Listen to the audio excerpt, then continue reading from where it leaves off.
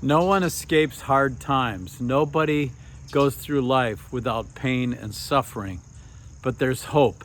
And I want to talk to you about it in your morning cup of inspiration. People ask me so often, Dan, if there's a loving God, why do people die and why is there pain and why is there suffering?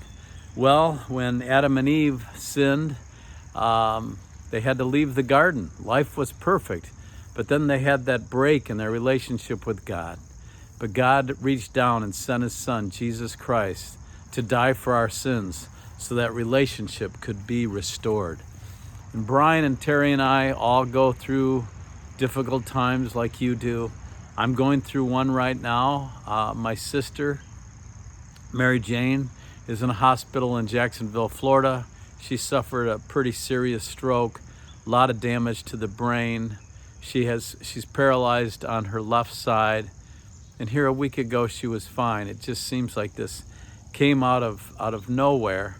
And yet I know God is with her. God is in that hospital room. And I covet your prayers.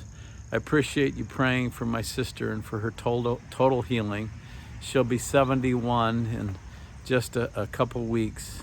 And I don't believe God's done with her yet. And we've been saying, God, you are the resurrection and the life. Restore life and do something that only you can do. The doctors are painting a bleak picture. She can't speak, and we're praying that swelling will go down on her brain and that God will completely restore her. In John chapter 11, verse 25, Jesus said, I am the resurrection and the life.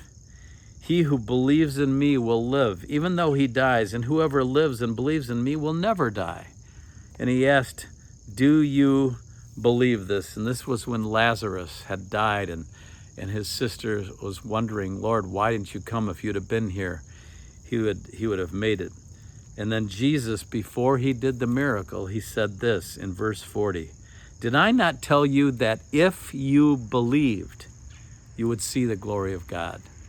You see, that's the opposite of the way we want things as humans.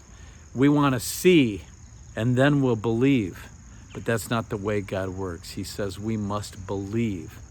We must see it by faith, and then we will see the glory of God. So thank you for your prayers. I know God is in control. We all go through these times. I remember 6 years ago, this time of year, when Beth was so sick, and I just believed till the very end that God was going to restore her. But God did heal her. He took her home, and she is completely restored. That's what I believe.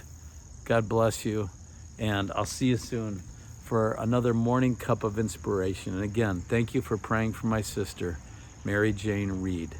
God bless you.